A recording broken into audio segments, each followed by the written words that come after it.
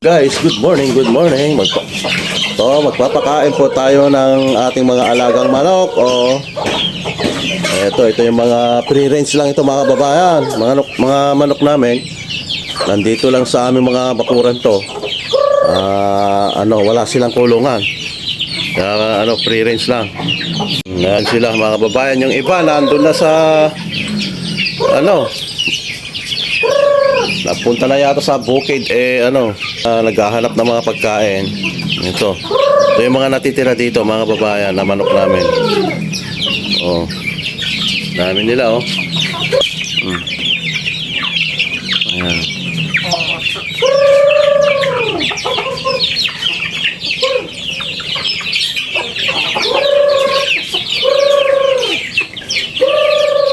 Native chicken, meron ding half breed dito na Brahma chicken. Pero yung nakakulong pa sila. Pinakawalan namin dati 5 5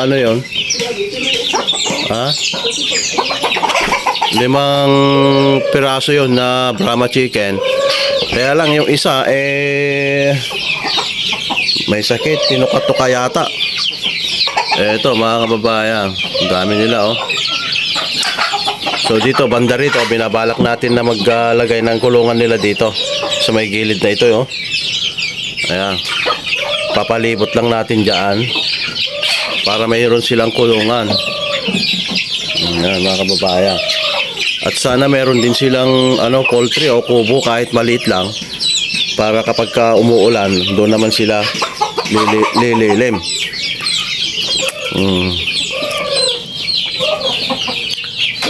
Hindi pa lahat mga kababayan, wala rito yung mga iba.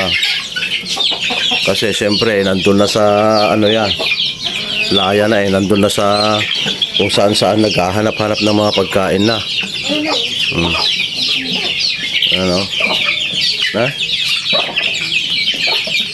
Pitch na? Adala ko na.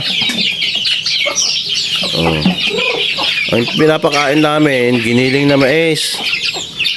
Ayan merong halo yan na feeds. May halo, pinaghalo-halo para kahit papano meron din sila namang pampagana. Ang dami nila mga kababayan. Ito ang alaga nating manok dito sa ating bahay. At yung iba may mga nangingitlog pa. Tapos yung binili natin yung 5, ayun nga yung isa doon ay nangihina dahil tinuka-tuka ng mga kasama niya, kaya naapektuhan yung mata niya.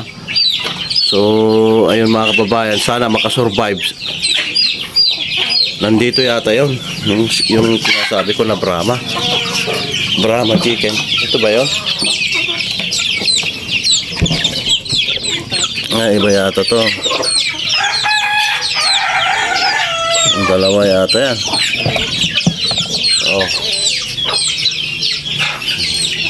Dito lalagay tayo ng kahit na kulungan nila dito na kahit yung mga lang hagwire, ganon, yung maliliit ang mata para hindi makalabas. Hagwire ba yun or interlink? Yan yung interlink o yung kaya plastic na ganito pwede rin. Tayo daan plastic na ganyan patay na yung isang doon, cubs. Ito yung mga half breed natin dito, Brahma. Patay na rin yata yung isa doon. Brahma chicken. Tatlo ito yun, tatlo ito. Mga kababayan, mas malalaki ito, mas malalaking lahi ito, Brahma chicken. Dito ko kinukulong muna para kasi kabibili lang yan. Baka nung pinakawalan natin, umalis kasi yung isa, hinahanap namin, pumunta sa kapitbahay, buti na lang binalik. Kasi nakikita nila pa ang kakaibang manok dahil may balahibo dito sa kanyang paa. Ayan Ito yung isa. Ito yung Brahma din. Kakawalan natin yung. Ito yung Kanya yata noon, oh.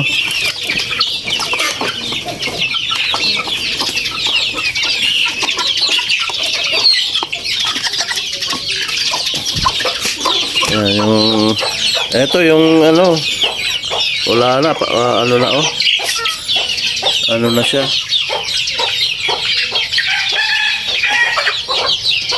Mahina na mga kababayan, oh. Ang ano na, oh, mahina na. Kasi tinukatukan nila eh. Oh. Wala na yan.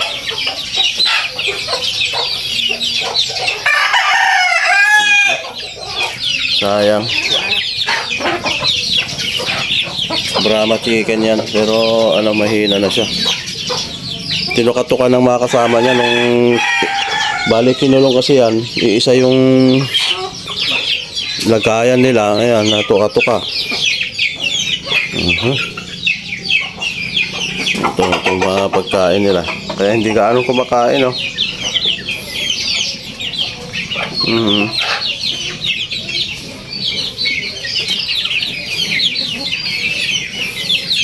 Mahina na siya, may sakit na. Hopefully, mga iba, makasurvive naman mga kababayan para kahit mayroong tayo mapaitlog doon sa 4 na piraso ng Brahma, sulit na rin mga kababayan. Ayun, may kamahalan nga ang pagbili natin dyan sa bawat piraso. Kahit maliliit pa lang sila, mahal na. Parang presyo na ng malalaki. Yan. So maghahanap pa tayo siguro kung mayroong mga ibang lahi ng manok na pwede nating alagaan lang dito lang sa lokal na mga nagpo-produce dito. Tayo bibili kasi kapag malayo, hindi naman yata siguro pwedeng i-deliver. Ipapa ano yan, papa LBC or ano, or Lazada. Ayan mga kababayan, oh. Alright. Yung mga iba talagang ano na, nasa field na sila, doon na sila kumakain, sa mga damo-damo, ganon. Pero mamaya papakainin na naman ito mamayang tanghali o kaya mamayang hapon na. Ganito lang naman. Wala silang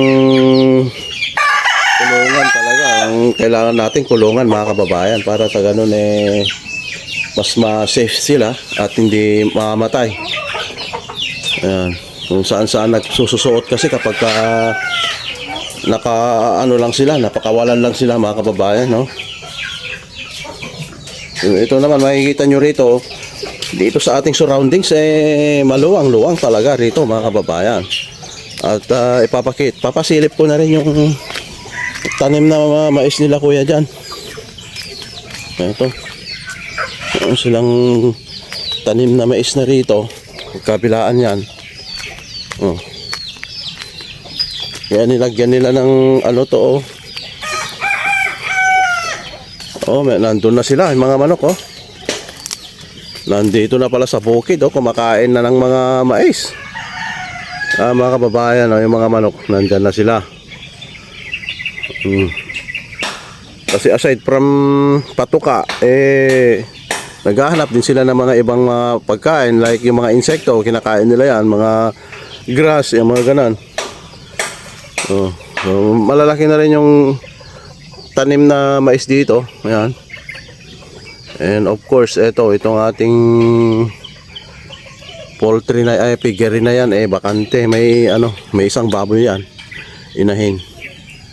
Tapos doon sa kabila, na rin, siyempre natamnan na rin mga kababayan. So ayan lang mga kababayan, ang update natin sa umagang ito. Maya mag-a-update tayo mga kababayan. Mag-a-upload tayo ng mga video, pero hindi regular kasi yung pag-a-upload natin.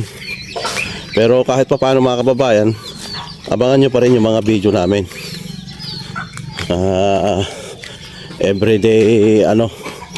Everyday na ginagawa namin dito sa bahay. Ayan.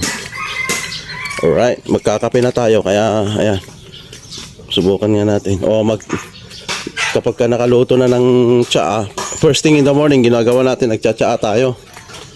Yung tsaa, yung goyabano tea. Pero wala pa yata, oh. Meron na. Ito goyabano tea ito mga kababayan. Alright. Mhm. So yan lang, maraming salamat at magandang umaga muli. And mabuhay po tayong lahat mga kababayan. Andito na si Bunso, ayan oh. Oh, Bunso, hello kamo nga naman sa viewers natin. Hello. Hello, kamo. Good morning. Hello. Magbabasketball ako mamaya, kamo.